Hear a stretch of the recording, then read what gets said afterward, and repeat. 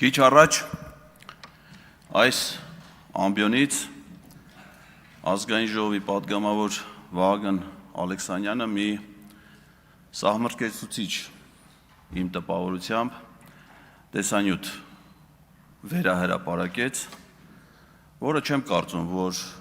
մեր հասարակության մեջ կամ առհասարակ բանական որևէ մարդու մոտ չի կարող զայրույթ չառաջացնել։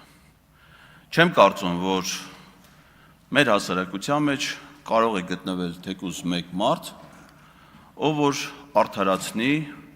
մարդու նկատմամբ նման վերաբերմունք, անկախ դրանից, թե դա երբ է եղել եւ ում կողմից է իրականացվել։ Բայց ինչպես հասկացա, այդ իրադարձությունը, այդ զահրուրելի տեսարանը, իրողությունը եղել էր 2000 թվականին։ Դրանից հետո ես մտքով տեղափոխվեցի 2008 թվական Ազատության հրապարակ, որտեղ լսվում էր հետևյալ բացականչությունը. Մանվել, մանվել, մանվել, գագիկ, գագիկ, գագիկ։ Մանվելը, ում որ վանկարկում էին 2008 թվականին, այդ թվում այդ հանրահավաքների հիմնական մոդերատոր Նիկոլ Փաշինյանը, նույն այդ Մանվել Գրիգորյանն էր, ում վերաբերվում է 2000 թվականի այս տեսանյութը։ Գագիկ Մելքոնյանը, ում անունը նույնպես հնչում էր այդ հանրահավաքին, նախորդ գումարման ազգային ժողովում ձեր խմբակցության պատգամավոր էր։ Թե ինչ անցյալ ունի նա, ինչի հետ է կապված այդ անցյալը, զինվորներից ինչ խլելու հետ է կապված, կարծում եմ առավել մանրամասը կարասի նույն ինքը Վահագն Ալեքսանյանը։ Բայց դրա հետ միասին ինձ ուրիշ բան է հետաքրքրում։ Օրինակ, երբ որ Արայիկ Հարությունյանը խոսում է պարոն Ֆարմանյանի Մաքսայի մարմիններում աշխատանքի մասին, տեղյակ չի իր վարչապետի աշխատակազմի ղեկավար աշխատած ժամանակ իր տեղակալի կենսագրության մասին, որը նույն ժամանակաշրջանում աշխատել է Մաքսայի մարմիններում։ Խոսքը Արթուր Հովսեփյանի մասին է։ Եվ առանձնահատուկ վերաբերմունք է ունեցել Գագիկ Խաչատրյանին։ Գիտեք ինչ, ասես բրենդային բառեր են էլի արդեն գտնվեց տարիների ընթացքում։ Մարտի 1, Ռոբերտ Քոչարյանի պաշտոնավարման շրջան, աշխատակազմի ղեկավար, այս վերջերս սակրավոր, ասես բառեր են գտնում, ասես բառերով անընդհատ մտածում եմ, որ դե նույն բանը մի 100 անգամ ասեն, կլինի ճշմարտություն։ Հիշում եմ, երբ որ կառավարությունում էի աշխատում, նախագահ Ռոբերտ Քոչարյանը նաև իր կարծիքով մի շատ սխալ որոշում էր կայացրել, որը արագ հետևանքները վերացրեց։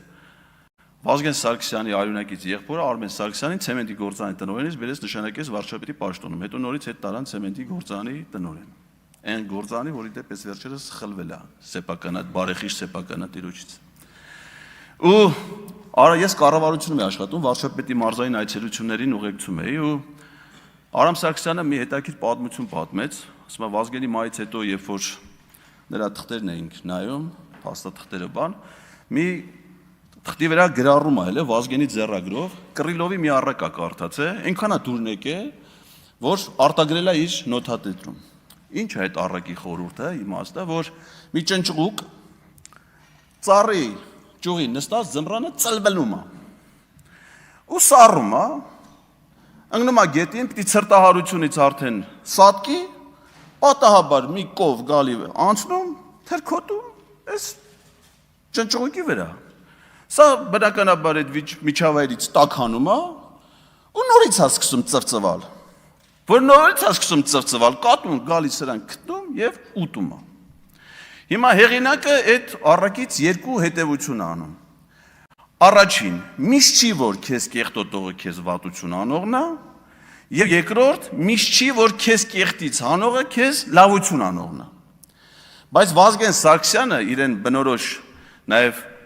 գեղարվեստական հանճարով ավելացնում է երրորդ հետևությունը։ Ասում եմ, եթե կեղտի մեջ ես ցենդ գլուխդ մի գցի։ Հիմա խոսքս վերաբերում է քաղաքացիական պայմանագիր ամբողջ կուսակցությանը, խմբակցությանը, նրանց ձևավորած կառավարությանը, սուս նստեք տեղներդ։ Դուք են քաղաքական ուժը չեք, որ կարողանաք որևէ մեկի անունը տաք։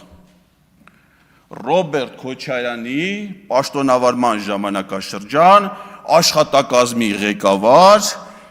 կոռուպցիա, այս համադրությունը հələ մի հատ բերեք տեսնենք, թե ում կերպարում է մարմնավորված։ Մինչև երկուշաբթի օրը դուք բոլորդ առաջնորդվում եք Նիկոլ Փաշինյանի ցուցումներով, հորդորներով, SMS-ներով, որին խորհուրդ էր տալիս Արտաշես Թումանյան, որ եղել է Ռոբերտ Քոչարյանի աշխատակազմի ղեկավարը։ Եվ ոչ միայն, նաև Դաշնակցության համամասնական ցուցակի 11-րդ համարի թեկնածուն, էդ էլ 004-ը, ագենտ 004, որի գույքի եկամուտների հարստության ցանկը թվարկելու համար մեզ մի նստաշրջան կարող է չբավարարի։ Ու դուք Արտաշես Թումանյանի խորհուրդներով եկել եք մարդ եք գտնում, որին կարող քննադատեք, այտենց մարդ դուք չեք կարող գտնեք, այտենց երևույթ դուք չեք կարող գտնեք, որը քննադատելու իրավունք կարող է ունենաք։ Դուք իմացեք, որ այսուհետ այս դահլիճում նստած է լինելու Էդգար Ղազարյան անունով ինստիտուցիոնալ հիշողություն, որը իթիվս Գևորգ Սաղոյանի բազմաթիվ կենսագրական դրվագների գիտի նաև Պետրոս Ղազարյանի հետ Իսպանիայում նրա ֆուտբոլային հանդիպումների այցելությունները։ Էլ չեմ ասում մնացած կապերի մասին։ Դուք այն իշխանությունը չեք, որ այդ մասին խոսելու հնարավորություն ունեք։ Դուք այն իշխանությունն եք, որը գաղտնի եք պահում մեր ժողովրդից պետական բյուջեի կատարման ծախսերը։ Դրա համար իհարկե կարող է նաև դեմ լինեք, որ ընդդիմադիր ներկայացուցիչները ղեկավարեն բյուջետային հանձնաժողովները եւ ազգային ժողովի ֆունկցիոնալ հսկողություն իրականացնեն կառավարության նկատմամբ։ Այդտեղ ձեր խմբակցության ղեկավարը կառավարական ամառանոցների նախկին հաշվապահն է, ով նաև եղել է հայկական ժամանակ օրաթերթի հաշվապահը, որին երբ որ լրագրողները հարցում էին անում, ասում էին, թե ինչքան գումար է ծախսվում կառավարական ամառանոցի պահպանման վրա եւ ինչ նպատակով այդ գումարները ծախսվում, պատասխան էր գալի. պետական գաղտնիք։ Ես չեմ հասկանում, թե ինչի պիտի գաղտնիք լինի հանրային միջոցը հանրային ծառայողի վրա ծախսելու համար։ Եթե գաղտնիք չի, դու հաշվապահն ասի, արդյոք ճիշտ է այդ տեղեկությունը, որ դեռ 24 թվականի բյուջեով, այս իհարկե կբերենք 27 թվականի բյուջե, մենք ինքներս դա կպարզենք, օրական քանի միլիոն դրամ է ծախսվում Նիկոլ Փաշինյանի եւ մի քանի այլ ընտանիքների կեցությունը ապահովելու համար։ Ընդ որում ոչ միայն այդ ընտանիքների, այլ ես դες ուզում եմ հիշեցնել, որ այդ կառավարական ամառանոցի բնակիչներ են նաև Քայլոն, նույն ինքը Չալոն, Արջուկը, Ամպիկը,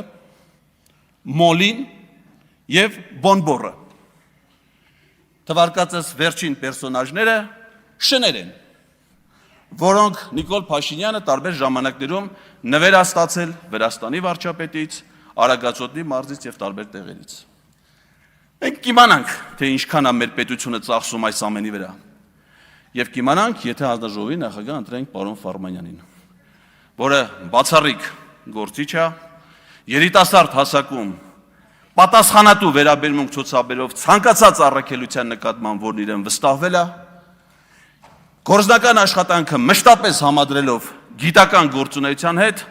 վաստակելով իրեն արժանի հաջողությունները աշխատանքային գործունեության մեջ, ուսանողների սերը, հարգանքը եւ վստահությունը գիտական շրջանակներում։ Միգուցե մենք չունենք Վահագն Ալեքսանյանի պես բացառիկ արժանինքներ ունեցող այլ տեխնացու առաջադրելու համար, դրա համար ստիպված ենք առաջադրել Հայկ Ֆարմանյանին։ Շնորհակալություն։